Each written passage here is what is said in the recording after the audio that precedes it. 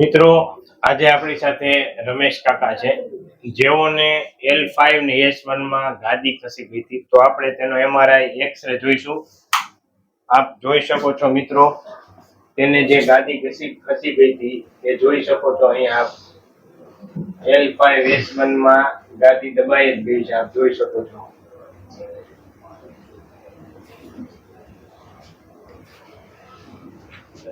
તો આપણે કાકાને પૂછીએ કે એને તકલીફ કેવી થતી હતી આને હિસાબે, અને અહીંયા આવ્યા પછી એને કેમ છે. દાદા, ક્યાંથી આવો છો? ખેડા જિલ્લાના સારસા ગામથી. અને આપને શું તકલીફ હતી કાકા? આજથી 3-4-5 મહિના પહેલા કમરમાંથી નસ દબાતી હતી, આખો પગ ઝણઝણાટી મારતો હતો. આખું ઊભું ના રહેવાય, બેસી ના રહેવાય, ચાલવામાં તકલીફ પડે, આખું ફીંચો દુખવા માંડે. બે પગની બહુ જ દુખતું? બહુ જ દુખતું, બહુ જબરદસ્ત દુખતું. એટલે તમારા વિડીયો જોઈ સાહેબ હું અહીંયા આવ્યો. પેલા કઈ દવા કેવું કઈ તમે લીધી? દવા તો એક આ એક્સરે MRI કરાયા પછી 10 દિવસ લીધી હતી, પણ મજા ના આવી, એટલે તમારો વિડીયો જોઈને જ આવ્યો. એમ. હવે અહીંયા કેટલી વાર તમે આવ્યા? અહીંયા ત્રીજી વાર આવ્યો સાહેબ.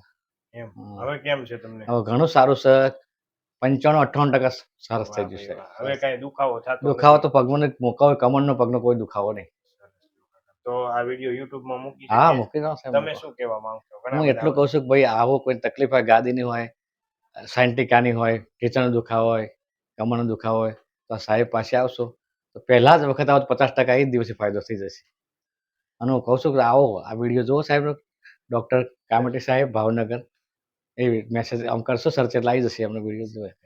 અને દવા, ઇન્જેક્શન, ઓપરેશન? કોઈ દવા, ઇન્જેક્શન, ઓપરેશન વગર, ખાલી માલિશ કરવાની ટ્યુબ તો એ આપણે ટ્યુબ તો માલિશ કરવી પડે આપણે. સરસ, થેન્ક યુ કાકા. આભાર સાહેબ તમારો.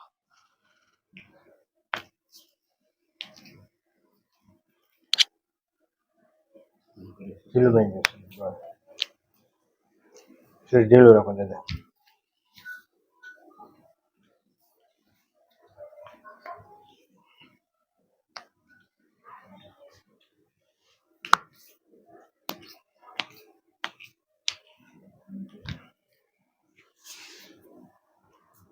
રિલેક્સ રાખો કાકા. ઢીલું નહીં ગયો તો કે આમ રિલેક્સ રાખો કાકા. આવ ઢીલી.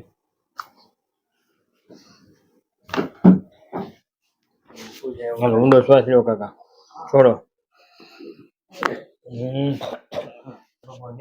ઊંડો શ્વાસ લ્યો, છોડો. સીધા ઉઈ જાઓ.